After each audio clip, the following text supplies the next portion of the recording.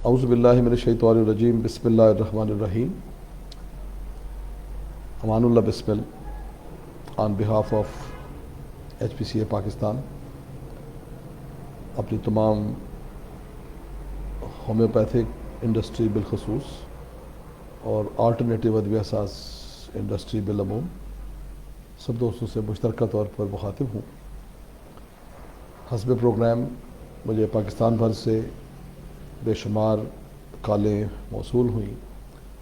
پچھلے تقریباً 15 سے 20 منٹ میں. ان 15 سے 20 دنوں کے اندر جتنی کالز میرے پاس آئیں اس میں صرف اور صرف ایک ہی کویسچن تھا کہ فارم 7 کے حوالے سے کیا اقدامات کیے گئے ہیں.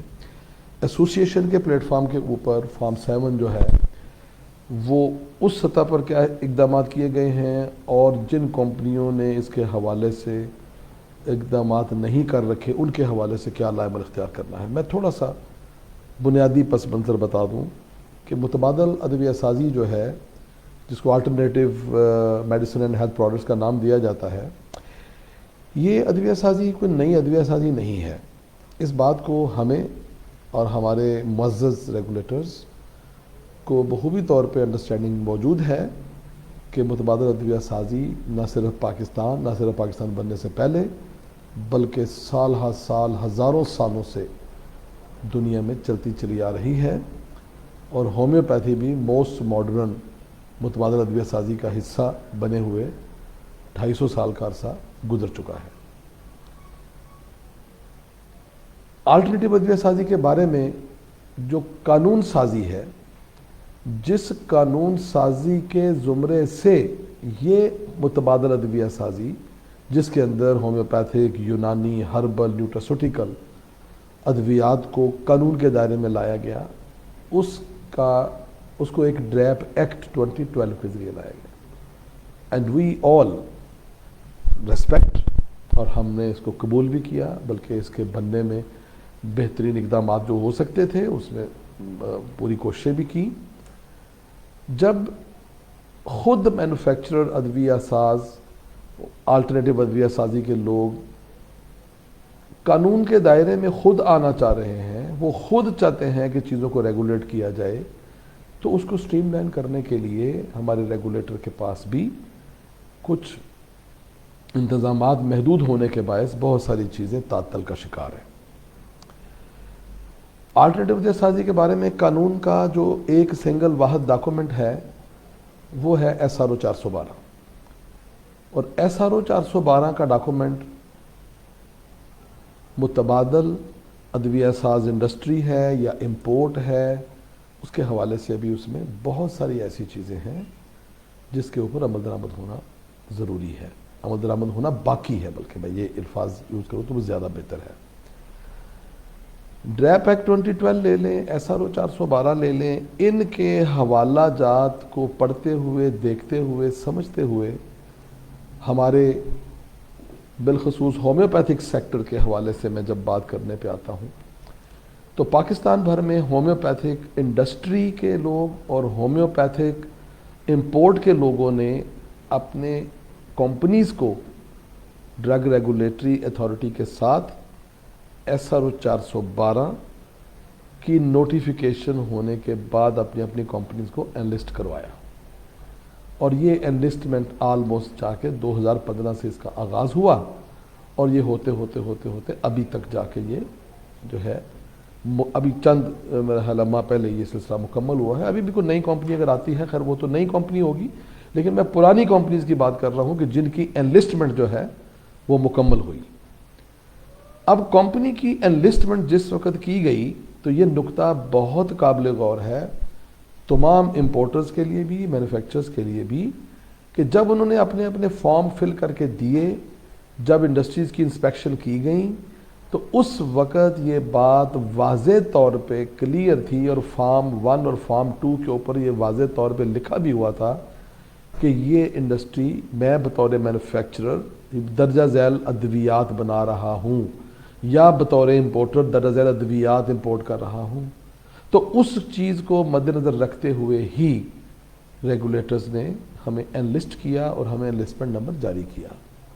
وی آر تھینکفل کہ ہم ریگولیٹری انوائرمنٹ کے اندر داخل ہوئے. اس کے بہت ساری چیزوں کے لیے ہم نے ریگولیٹرز کے ساتھ تمام سیکٹرز جو آلٹرنیٹیو سیکٹر کے لوگ ہیں انہوں نے ایک کیا کہنا چاہیے اچھے انداز میں اپنے اپنے سیکٹر کے بارے میں معلومات فراہم کی کہ جی ہمارے سیکٹر میں کیا چیزیں ہیں, اس کو کیسے لے کے ہم آگے چل سکتے ہیں, ہم کیسے اس کی بہتری لے کے آگے آ سکتے ہیں. تو اس حوالے سے کچھ چیزیں امپلیمنٹ ہوئیں, لیکن بہت زیادہ چیزیں ابھی تک امپلیمنٹ ہونے سے باقی ہیں. بالخصوص اگر میں بطور ایسوسیشن ریپرزینٹ کرتے ہوئے یہ بات کروں تو ابھی تک ہمارے ہومیوپیتھک سیکٹر کے اندر لیبلنگ رولز کے اوپر ہم ایسوسیشن کے پلیٹ فارم سے بہت سارے ریمائنڈرز ہمارے پاس موجود ہیں. ہم اپنے ریگولیٹر کو ریکویسٹ کر چکے ہیں کہ ہمیں ایسوسیشن کے بہاف کے اوپر اپنے سیکٹر کو دیکھتے ہوئے ہمیں مل بیٹھ کے اپنے لیبلنگ رولز کو فائنل کرنا ہے. ہم نے اپنے دیگر چیزوں کو فائنل کرنا ہے جو کمپنی انلسٹمنٹ کے بعد میں آنے والی جو چیزیں ہیں جس میں لیبلنگ رولز ہیں, پرائسنگ رولز ہیں. پھر جس وقت وہاں سے چیزیں فائنلائز ہو جانی ہیں تو اس کے بعد ان چیزوں نے پھر جب صوبوں میں جانا ہے تو صوبوں کے اندر پھر اس کی فردر ریگولیٹری معاملات کو ڈیل کرنے کے لیے اس کی سیلز کے رول بننے ہیں, اس کی سٹوریج کے رولز بننے ہیں, اس کی ڈسٹریبیوشن کے رولز بننے ہیں. تو ابھی تک تو وہ چیزیں قانون میں ایگزسٹ نہیں کرتی, ناپید ہیں. یہی وجہ تھی کہ سن 2013 کے chief executive officer drug regulatory authority, نام میرے ذہن میں نہیں آ رہا, لیکن انہوں نے ایک لیٹر جاری کیا جس کا کاپی ریکارڈ پہ موجود ہے. انہوں نے باقاعدہ تمام صوبوں کے ریگولیٹرز کو بھی اور تمام صوبوں کے سیکریٹریز کو بھی یہ انفارم کیا تھا کہ آلٹرنیٹیو سیکٹر کے جب یہ معاملات جب تک گزٹ نوٹیفائی نہیں ہو جاتے, بند نہیں جاتے, تب تک ان کے خلاف ڈرگ انسپیکٹر جو ہیں وہ کسی قسم کی کارروائی مت کریں. لیکن موجودہ صورتحال میں جو حال ہی میں پیش آئی, 2019 میں بھی پیش آئی تھی, اس وقت بھی یہ معاملہ جو ہے وہ بہت سارے معاملات سے گزرنے کے بعد کچھ عرصہ کے لیے خاموش ہو گیا, سرکاری سطح پر بھی اور ریگولیٹر کی سطح پر بھی. اور ابھی اچانک ہی پنجاب کی سطح پر ہمارے پنجاب کے ریگولیٹرز کے جو چیف ڈرگ کنٹرولر صاحب ہیں ان کی جانب سے ایک سرکولر جاری ہوا جو غالباً مجھے ڈیٹ یاد پڑتی ہے کہ 15 فروری 2021 کو جاری کیا گیا, جس میں انہوں نے واضح طور پر یہ لکھ دیا کہ وہ پریمیسز جہاں پر فارم 7 کے بغیر ادویات جس حالت میں پڑی ہیں, سیل ہو رہی ہیں, بنتی ہیں, ان ادویات کے خلاف سٹرن ایکشن لیا جائے, یہ ان کے ورڈز تھے. لیکن بات یہ ہے کہ ہم آپ کے سرکولر کا بھی احترام کرتے ہیں, آپ کا بھی احترام کرتے ہیں, اپنے ریگولیٹرز کا بھی احترام کرتے ہیں, لیکن کم از کم یہ ہے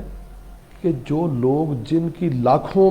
4-5 لاکھ بندے کو جس کو آپ بے روزگار کرنے پہ ایک قلم کی جنبش کے اوپر آپ ایک ہی لاٹھی سے ہانکنے لگے ہیں, ان لوگوں کے ساتھ ایک میٹنگ کر لی جائے, ان سے پوچھ لیا جائے کہ آپ کی قانونی لائے عمل, قانونی پوزیشن اس وقت تک کہاں پہ کھڑی ہے. پھر پنجاب کی سطح پہ اس کے رولز, اس کی ریگولیشن, اس کے معاملات جو ہیں وہ کہاں تک پہنچے ہیں تاکہ اس کے اوپر اگلی کارروائی عمل میں لائی جا سکے. لیکن مجھے اب اس بارے میں معلومات جہاں تک میرے نالج میں ہے, میں نے اس سلسلے میں ایسوسیشن کی سطح کے اوپر ایسوسیشن کے نمائندگان کی موجودگی کے ساتھ الحمدللہ ہم یہ کہنے میں حق بجانب ہیں کہ ہم نے وفاق کی سطح پر بھی, ڈرگ ریگولیٹری اتھارٹی کی سطح پر بھی, چیف ایگزیکٹو آفیسر کی سطح پر بھی, ڈائریکٹر کی سطح پر بھی, پنجاب میں CDC پنجاب کے لیول پر بھی, اور الحمدللہ ہم نے AS ڈرگ کنٹرول پنجاب کے لیول پر بھی ہم نے سب کے ساتھ ملاقات کی اور سب کے آبے اگنا موقف رکھا. اس موقف کے اندر جو ہے کسی جگہ پہ پنجاب کی سطح پہ ہمیں ڈینائی نہیں کیا گیا کہ جی آپ بالکل غلط کہہ رہے ہیں. وہ کہہ رہے ہیں ٹھیک ہے ہم اس کو ڈرگ ریگولیٹری اتھارٹی سے ان معاملات کو ویریفائی کروا لیتے ہیں. لیکن اسی درمیان میں ویریفائی کرانے میں ابھی 2 دن کی یہ بات نہیں ہوئی تو 15 فروری کو ایک سرکولر آ جاتا ہے, جس کے بعد اتنی ہیو اینڈ کرائی ہو جاتی ہے کہ پاکستان کی انڈسٹریز بند ہونا شروع ہو جاتی ہیں, لوگ بے روزگار ہونا شروع ہو جاتے ہیں, ٹریڈرز جو ہے اپنی ٹریڈ مارکیٹیں بند کر کے اپنی جو عملہ ہے، جو سٹاف ہے، جو ورکر ہے، جو ان کے خاندان ہیں، وہ سب کے سب جو ہیں وہ بھوک اور ننگ کی طرف جانا شروع ہو جاتے ہیں، کیونکہ یہاں تو ڈیلی ویجر کے تو لوگ کام کر رہے ہوتے ہیں بیچارے. انڈسٹریوں کے اندر بھی یہی حال ہے یہاں پر. یہ ایک نیا سیکٹر ہے جس کو ریگولیٹ کیا گیا ہے، تو اس سیکٹر کے اندر اس کی بہتری کی طرف ہمیں جانے کے لیے سوچنے کی بجائے عمل درآمد کی طرف جانے کے لیے کچھ سیشنز چاہیے اس کے اوپر ہمیں. تو میں بالخصوص طور پر یہ جو پنجاب کی سطح پر تھا، اس میں مجبوری کے تحت، یعنی آپ کہہ لیں بعمل مجبوری، جس وقت ہماری کسی سطح پر کوئی سنوائی نہیں ہوئی، پھر ایسوسیشن کے پلیٹ فارم کی سطح پر، پاکستان کے لیول کے سطح پر، چاروں صوبوں کی مشاورت کے بعد پھر یہی فیصلہ کیا گیا کہ ہمیں پھر کورٹ سے رسائی کرنی چاہیے. تو الحمدللہ پھر کورٹ نے ہمیں اس سلسلے میں اسٹے آرڈر گرانٹ کیا ہے، جو کہ 17 تاریخ کو دوبارہ صورتحال سامنے آئے گی کہ اب فارم 7 کے حوالے سے کون کون سے معاملات جو ہیں ان کو ہم نے کیسے آگے لے کے چلنا ہے. اب فارم 7 کے حوالے سے جو خوف و دہراس کا عمل ہے، اس سلسلے میں اپنے ٹریڈر سے، اپنے مینوفیکچرر سے، امپورٹر سے یہ گزارش کروں گا کہ وہ پرامن طریقے سے اپنے کام کو جاری رکھیں. خدا نخواستہ ہم لوگ کوئی غیر قانونی کام نہیں کر رہے، ہم لوگ کسی غیر قانونی کاروبار کے اندر ملوث نہیں ہیں، غیر قانونی امپورٹ میں ملوث نہیں ہیں، غیر قانونی ٹریڈ میں ملوث نہیں ہیں. ہم ایک قانونی کام کر رہے ہیں. ڈریپ ایکٹ 2012 میں آ رہا ہے، رول SRO 2014 میں آ رہے ہیں، اور ہم جو کام کر رہے ہیں وہ صدیوں سے کر رہے ہیں.